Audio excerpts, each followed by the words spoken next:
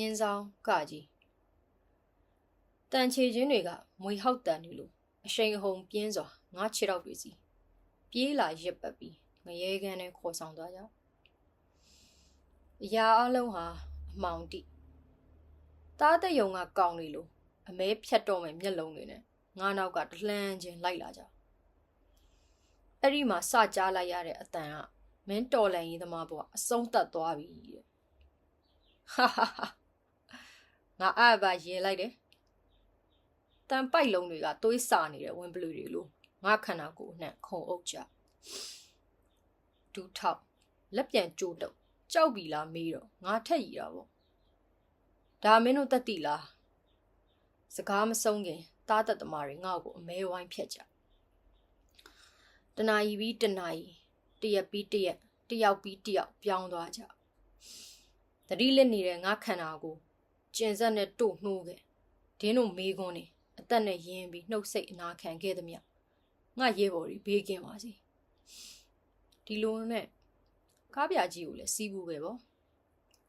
အမေနိုင်ငံတော်ပုံကံမှုနဲ့မတရားရသူကြီးတွေကဒါကို9နှစ်ချလိုက်တယ်အားတင်းပြီးပြုံးနာပေမဲ့အမေပါပြင်ပေါ်ကမျက်ရည်စတွေဟာခစ်နဲ့စနစ်ကိုနာကြီးမုံတီးနေမှအထင်းသားမြင်ခဲ့ရစစ်အာဏာရှင်စနစ်ကြာဆုံးပါစေတဲ့ဂါရနီကာပကြီးကလိုအပ်ချက်တွေရှိနေသေးကြောင်းငါတို့ခေတ်ကတက်တည်ပြနေလေရဲ့ကားပြကြီးပေါ်အစင်ဘူးတကားကိုခေါင်းမောကြည့်လိုက်တော့မန်းတောင်ကြီးဝင်ကပါတဲ့ခေါင်းငုံကိုင်းပြီးဝင်လာတဲ့ငါ့ကိုကာကီရောင်တဲ့ကောင်တွေကအမနာပါစကားတွေနဲ့ကြိုးစိုးကြအပြရောင်ငါတိတ်ကြိုက်ခဲ့တဲ့အရာငိမ့်ချမ်းချင်းကိုကိုစားပြုတဲ့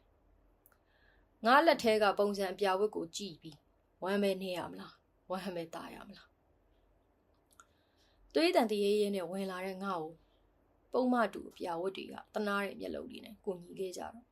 ချုပ်ရိုးတွေကဆေးမပါပဲကြက်ခဲ့ရနံရိုးတွေကဆေးမပါပဲဆက်ခဲ့ရလွတ်လပ်တဲ့ငှက်တကောင်ရုတ်တရက်လှောင်အိမ်ထဲရောက်သွားတော့ပုံစံထမင်းပုံစံဟင်းပုံစံအင်ကြီးဟာဘတော်မှအသားမကျမဲ့အရာရဲဘော်ရဲဘက်ဆိုသူတွေငါ့ကိုအပြစ်သားတယောက်လိုထင်နေလေသလားစင်ပြေလားတခွန်းမေးပေါ်မြတ်ငါချစ်ရတယ်ငါအရင်ချစ်ရတဲ့အမျိုးသမီးကလေးပါတပင်မလဲခင်တပင်ထူသွားခဲ့တော့